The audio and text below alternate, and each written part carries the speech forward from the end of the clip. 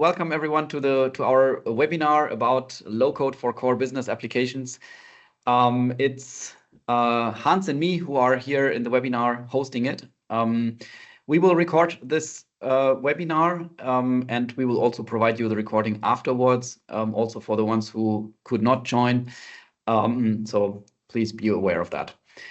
So we will start with a quick introduction, and then afterwards we will talk. Hans will give us a presentation about the current trends in low-code in general, and then also introducing us into the USoft low-code platform, showing us two or three very interesting use cases.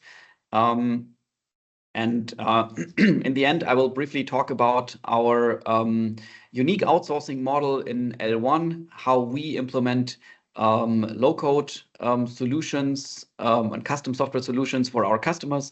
And then hopefully we will still have some time for your questions. Good, quick Perfect. Introduction. So I will introduce myself and then I hand over to Hans. So I'm Lionel Born, CEO and founder of L1 Systems. We are a German IT software development service provider. We have a unique outsourcing model, which I will talk about later. And we are specialized in custom software development. And USoft is one of our partners, our low-code partner based in the Netherlands. So Hans, welcome to the webinar and the stage is yours. Yeah, thank you very much, Lionel. So welcome everyone. My name is Hans Canisius. I'm CEO at USoft.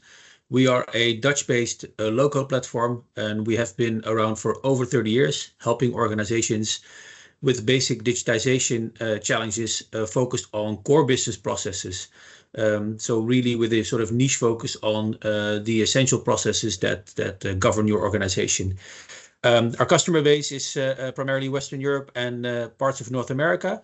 And L1 is one of our implementation partners, specifically focused on the German market. And I really look forward to today. So in today's presentation, we'll go through some of the things that we see happening in the world at this point in time. We'll briefly touch upon low-code to make sure that everyone in the webinar has at least a baseline understanding of what low-code is.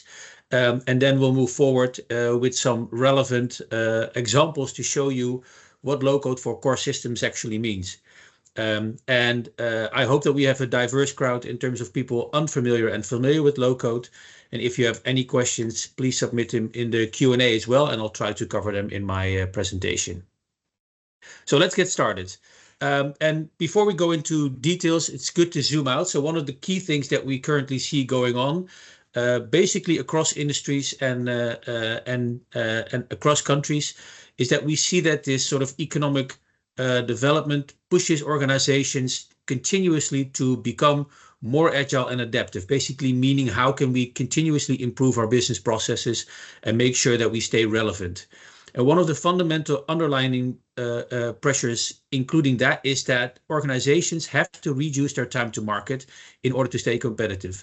So one of the key things, if you make process changes, want to deliver new products to the markets or new services to the market, the time to market is critical in order to achieve that competitive advantage. And overall, what we see is an increasing pressure to become more efficient and make sure that the continuity of your business processes is guaranteed at all times, and that the speed in which your processes move can actually increase as well. And all of this is necessary in order to make sure that you can keep up with market demand, whether it's your business partners or end customers, and to make sure that you can actually innovate and develop your processes, products and services to move along with the developments in the market. And one of the interesting things that we've seen in the past, especially the past 5 years, is that whereas digitization beforehand primarily focused on the sort of the periphery of your core systems, we see that organizations today are much more challenged by digitizing their real core business processes and the underlying systems. So, for example, 5 to 10 years ago, it was okay if you just did some digitization or innovation in the periphery of your core.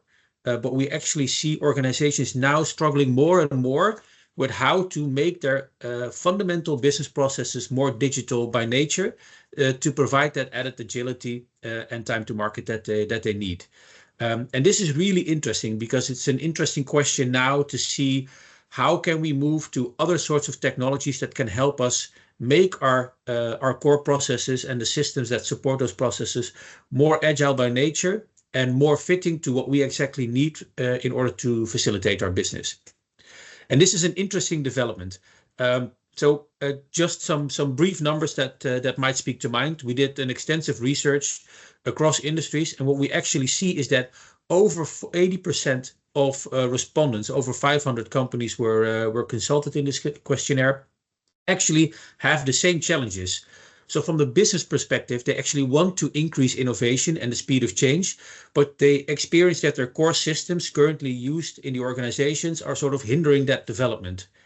And at the same time, these companies experience that IT also wants to focus on these elements, but that a significant portion of their time and money is actually spent on keeping the lights on, basically maintaining the existing systems. And I think these two elements are really fundamental in the challenges that we see today. So we see that a very large portion of the organization recognizes these same challenges and that they're struggling to see on the business side, how can we move quicker? And on the IT side, how can we make sure that the resources that we have, both in people as well as in time and money, how can we make sure that we invest that efficiently and really help our business to excel in those critical core business processes? And one of the fundamental principles is that you need well-working solutions for that. Now, if we typically look at how organizations approach software solutions when it comes to, for instance, their core business digitization, we see that organizations typically look at two ends of the spectrum. So either one, we look at a commercial off-the-shelf system, like for instance an ERP or something else, or we look at custom development when it's really bespoke and needs to fit with our exact processes. And then people typically think of a lot of programmers that code software which you eventually are going to use. And there are actually both very good options for software development, but there's also a very strong intermediate or sort of hybrid form between those two. And this is what low-code development is. Now, low-code actually has been around for a very long time. So actually since the mid-80s, software developers were already thinking about technologies that they could use to automatically generate a lot of the work. Nowadays it's called low-code. And one of the common misconceptions is that low-code is only suitable for sort of simple applications. And yes, this used to be the case, but nowadays, and I'll show you this in some of the customer examples as well, we actually see that this technology, whether it's our technology or other low-code vendors, is really strong to help organizations out with very complex business challenges as well. And the cool thing is that you actually have a couple of options as an organization when you're looking for software. So is my problem very generic, for instance, finance, then a commercial off-the-shelf system is really good. But is my problem much more specific for me, then commercial off-the-shelf might take too much time or even too much cost to adapt to my situation and might not be flexible enough.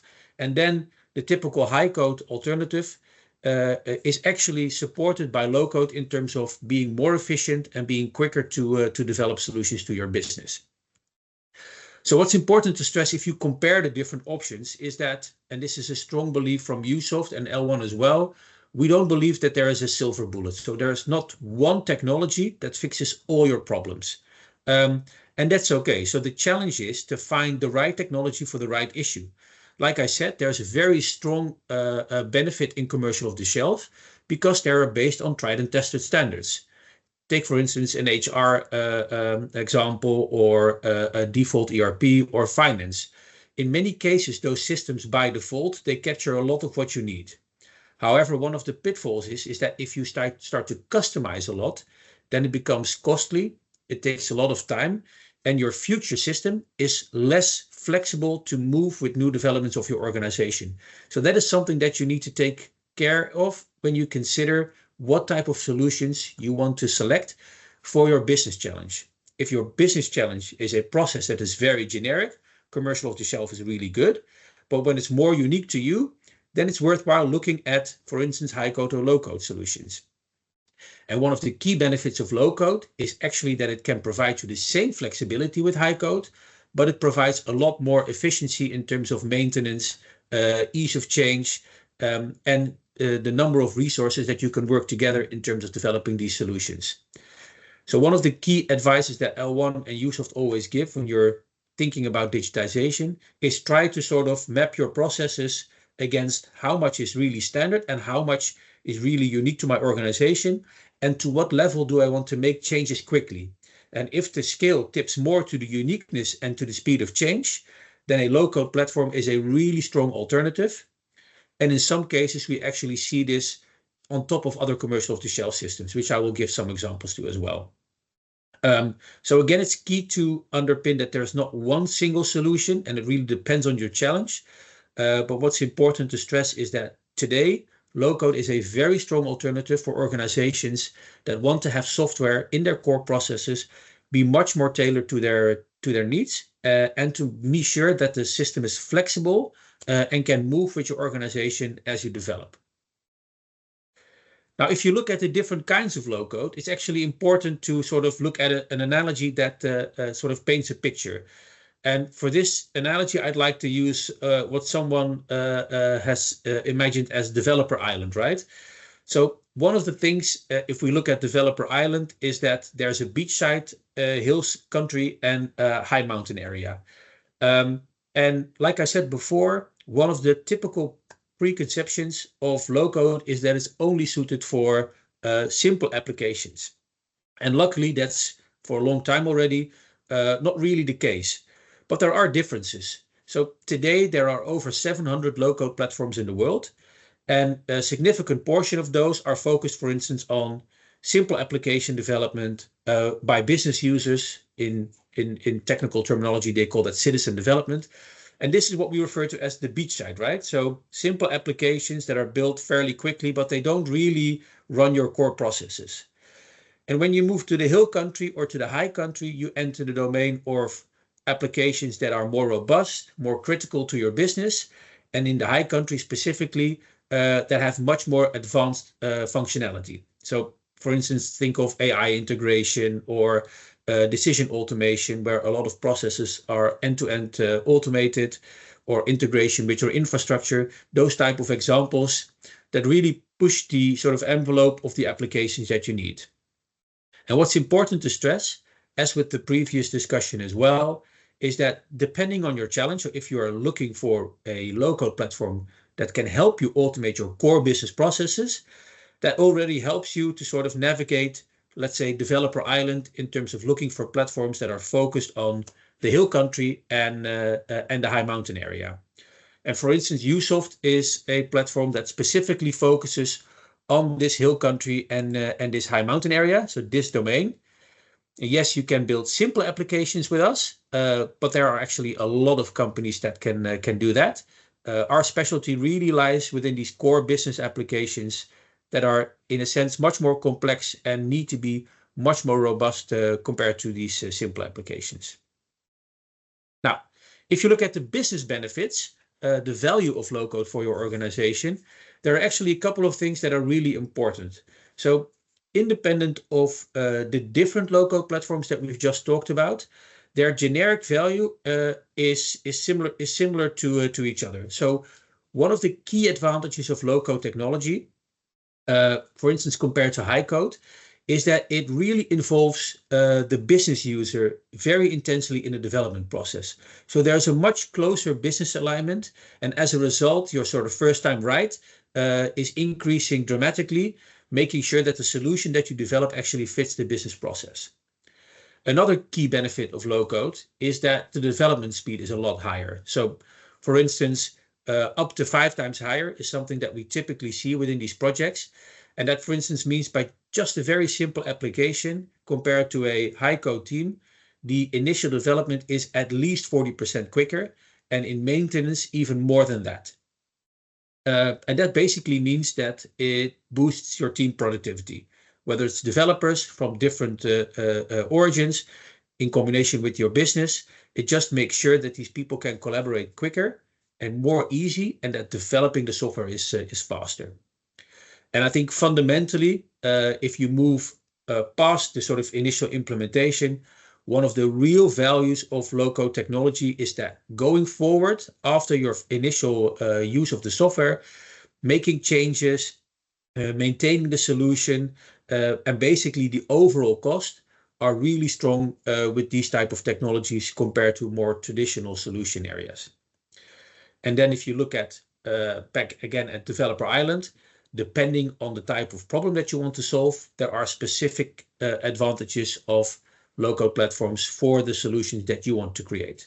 So for instance, USoft, we are really strong at providing data quality and consistency and performance and stability, which is critical for your core operations applications. You need to be sure that whatever data is in there and whatever your people are doing, it's always on and it's always correct and it's always performing. And one of our really core strengths is that we provide a very strong total cost of ownership. So we even have customers that have a 200% stronger total cost of ownership compared to, for instance, high code or commercial off-the-shelf solutions. I won't touch too much on the business rules aspect. That might be a very interesting conversation for follow-up webinars. And that tells something about our underlying focus in terms of software development. So now that we've talked a bit about low code, the differences compared to other technologies and what value it can deliver, I think it's interesting to look at some examples because that always sort of speaks to mind and it gives you an idea not just how it can be applied, but also what tangible results the software can deliver in terms of improvement for your business, which is everything that it revolves around. So one of the examples that we surely would like to show you today is what we did at Schiphol Airport. USoft has been working with this airport for close to 10 years now. And one of their key problems was that they had a wide system architecture, so a lot of core systems in different parts of the business, but that they wanted to automate a lot across those systems. So basically add intelligence from a business process perspective on top of those systems. Basically to help airport operations run more smoothly, gain efficiency, spot disruptions early on and mitigate those, and help the people steering the business to not look at all the different data too many times, but have all this information pre-processed for them. And what is really cool, if we look at some of the key metrics, is that we currently have over 22 applications running. We process over 6 million business events per day. That is something else than, for instance, an asset event. And that the quickest time to market of some of the solutions that we've did can even be realized within 8 weeks. So for instance, the latest microservice that we developed was to help airport operations improve efficiency for a security filter. Everyone has been at a security filter at an airport sometime or another. And we were able to build this application in 8 weeks. And in the initial week already gained a 12% increase in throughput of the security filter. So a very short time frame, very high impact business result, just by a very simple application. And so if we look at what does this mean for their business, and like I said, it's 22 applications from cargo handling to flight handling and tracking passengers. So it's quite a lot of use cases. But overall, the typical aim for each of those different business processes is to focus on at least 10 to 25% of efficiency increase, which for a manufacturing or supply chain or logistics company is a really big gain in terms of process efficiency.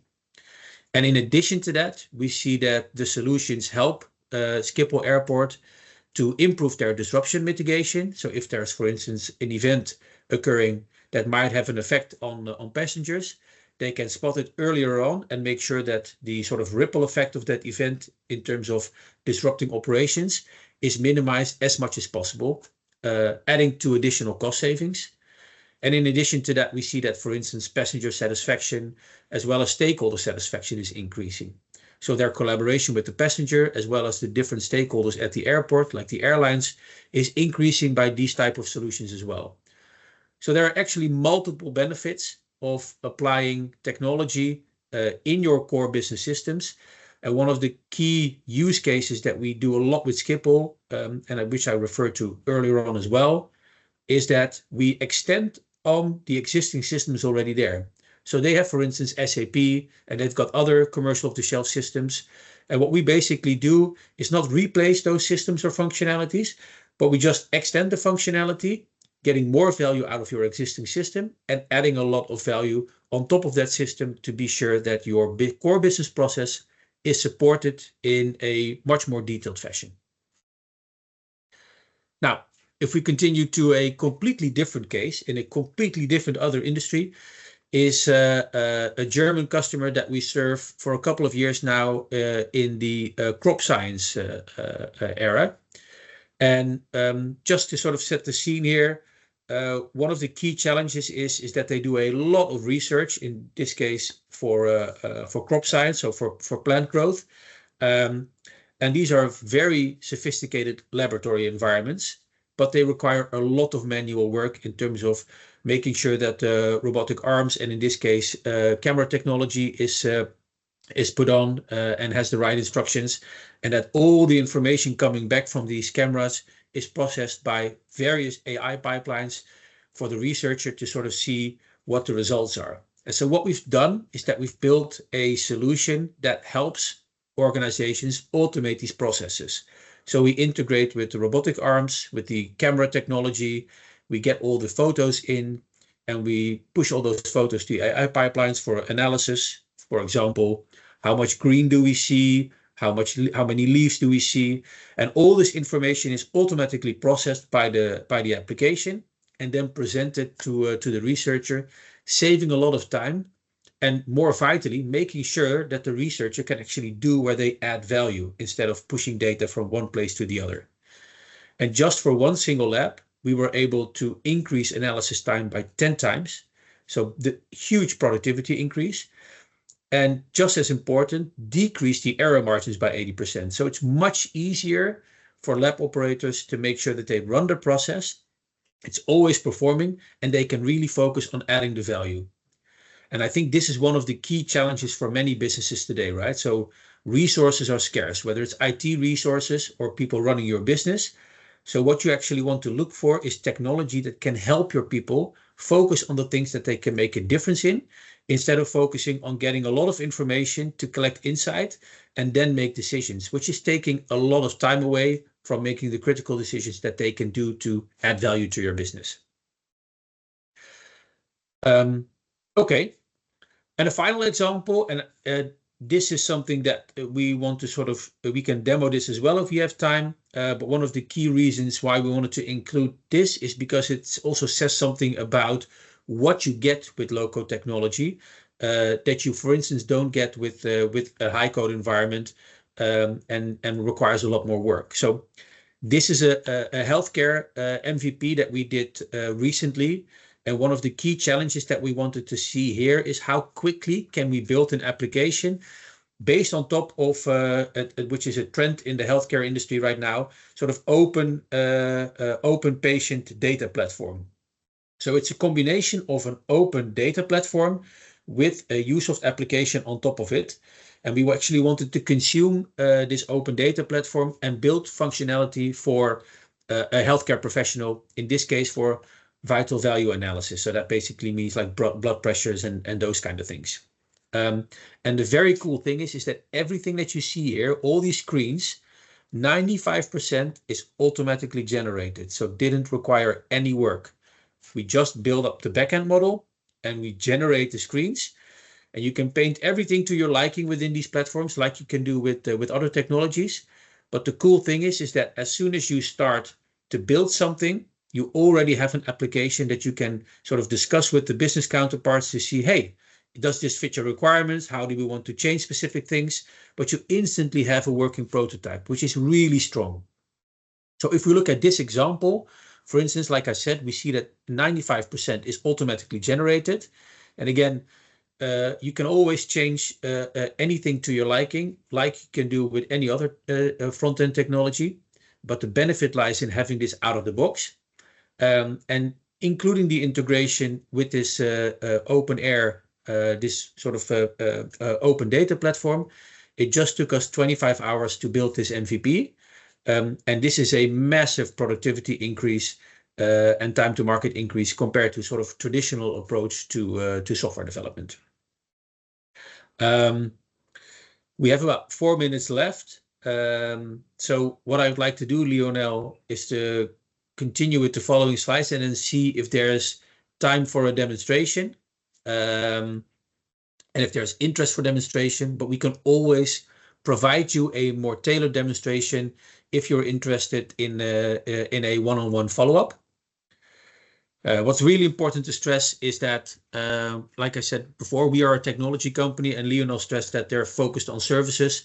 We think that there's a very strong connection between combining a specialized services company with a solid product and working together in a triangle together with the end customer to make sure that your business gets the solutions that they need to make a difference, and to make sure that those solutions are robust and can develop as your company develops and your processes develop as well.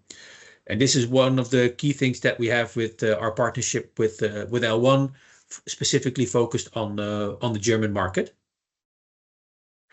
And I'd like to hand over to Lionel. Great.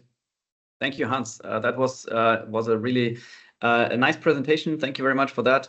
Of course, our schedule is very tight. So of course, we can do the demo afterwards, still in this webinar. If people are staying a bit longer, then of course we can do that. Otherwise, also in one-on-one demos, if you are interested in that. So I want to briefly talk about the L1 model. Introducing you a bit to the uniqueness of the L1 outsourcing approach. So basically, L1 is a IT development provider. We are in the market since 15 years already. We have successfully made more than 100 projects already, larger projects. And we have our own offshore team in Damascus, in Syria, since 7 years already. So we started this in 2018. And we do a lot of custom software development projects, mainly larger, complex projects. So we are a partner, a technology partner for our customers, usually over many years. So this means we are not an agency where we develop little apps and websites, but we develop a core applications over a longer period of time. So everything in L1 is made for those long-term relationships with our customers. What I want to address here specifically is the typical outsourcing problem that I see in the market, and which actually most of our customers also know from their experience. Outsourcing is in theory a very attractive model, because you can gain advantage by using low cost in other countries, in the Asian market, Eastern European market, for example. But many of our customers tell that in the end, difficulties in communication and cultural differences led to poor software quality, longer projects, and higher cost. And many of those companies are in the end disappointed by outsourcing strategies. What I found, so I also did lots of or made lots of bad outsourcing experiences in the past before we had our own offshore team. And so since a couple of years, our mission is to make outsourcing a successful experience for customers. And one important thing that led to this mission is the understanding that outsourcing projects don't mainly fail due to a lack of technical skills on the outsourcing provider side. It's due to poor communication and cultural disconnects. So the people live in different cultures, they speak different languages, and this is mainly the problem why outsourcing projects often fail. Let me just take over the control here. Yeah, so, okay. And what we have established in L1 is I call it the magic outsourcing triangle, which is no rocket science, but is a proven model which successfully works in all of our projects. And this triangle has the in-house team of our customers as one pillar, has the development team of L1 in Damascus as a second pillar, and the third pillar is the L1 management team in Darmstadt in Germany. So we are a Germany-based company. We can talk German with our customers. We have German contracts. We know the German quality standards and work culture. And we are always involved in the connection between the customers and the development team, and make sure that the bridge between those two works properly and is stable. And this is the key to success in all of our projects, being involved and making sure that both sides understand each other and also know what is currently expected from the other side. And yeah, this is in the end the key to success in outsourcing and makes our customers happy. Good. With respect to time, I will stop here and go to the Q&A part of our webinar.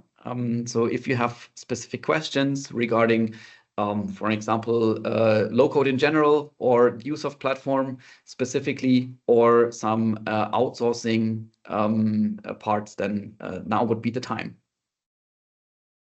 Thank you, Hans, again for your presentation. And yeah, so let's see if we have questions here.